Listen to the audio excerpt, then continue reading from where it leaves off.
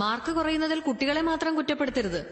മക്കളുണ്ടാവാൻ ധ്യാനത്തിനും തീർത്ഥാടനത്തിനും പോകുന്ന ദമ്പതികൾ കാരണം തേടി ദൈവത്തോളം ചെല്ലണമെന്നില്ല. പൊള്ളാച്ചിയിലെ മൈസൂരിലെയും കൃഷിസ്ഥലങ്ങളിൽ അതിനുള്ള ഉത്തരം കിടപ്പുണ്ട്. കേരളത്തിലേക്ക് അയക്കുന്ന പച്ചക്കറികളിൽ കുത്തിവെക്കുന്ന ഹോർമോണുകളുടെയും ആന്റിബയോട്ടിക്കുകളുടെയും രൂപത്തിൽ.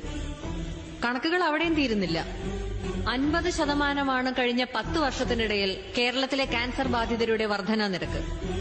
ഇവിടെ ഇന്നീ കൂടിയിരിക്കുന്ന നമ്മുടെ ബന്ധുക്കളിലോ പരിചയക്കാരിലോ ഒരാൾക്കെങ്കിലും ക്യാൻസർ ഉണ്ടായിട്ടുണ്ടെന്ന് അർത്ഥം. ആ എണ്ണം ഇനിയും കൂടുമെന്നതും പ്രൂവൺ സ്റ്റാറ്റിസ്റ്റിക്സ്. അതിൽ കുട്ടികളുണ്ടെങ്കിൽ ലുക്കീമിയയ്ക്കുള്ള സാധ്യത കൂടുതലെന്ന് മറ്റൊരു പേടിപ്പെടുത്തുന്ന കണക്ക്. ഇല്ല സർ, ജിമ്മിൽ കൊടുക്കുന്ന പണം കൊണ്ട് മാത്രം ആ പട്ടികയിൽ നിന്ന് ഒഴിവാകാൻ പറ്റില്ല. അതിന് ആഹാരം നന്നാവണം. ആഹാരം നന്നാവണമെങ്കിൽ വേറെ ഒരു കുറുക്കുവഴിയുമില്ല. വീണ്ടും മണ്ണിലേക്ക് ഇറങ്ങണം. ഒരൊറ്റ ബാൽക്കണി, ഒരൊറ്റ ടെറസ്, അല്ലെങ്കിൽ 1/2 സെന്റ് ഭൂമി. ഒരു വീട്ടിലേക്കുള്ള പച്ചക്കറികൾക്ക് അത് ധാരാളം. ആർക്കും സാധിക്കും.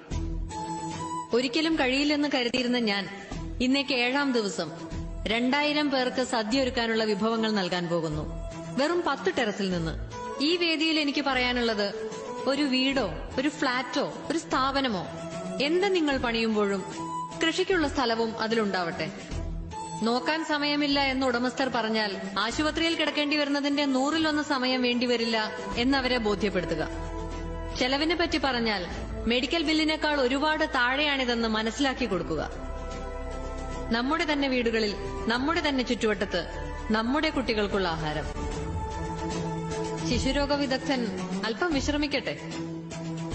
10,000 സ്ക്വയർ ഫീറ്റിന്റെ സൗധം പണിതു എന്നതിനപ്പുറം ഒരു ചെടി നടാനിടമുള്ള വീടുണ്ടാക്കി എന്നതിനാവട്ടെ ലോകം നാളെ നിങ്ങളെ ഓർക്കുന്നത്, നിങ്ങളോട് നന്ദി പറയുന്നത്.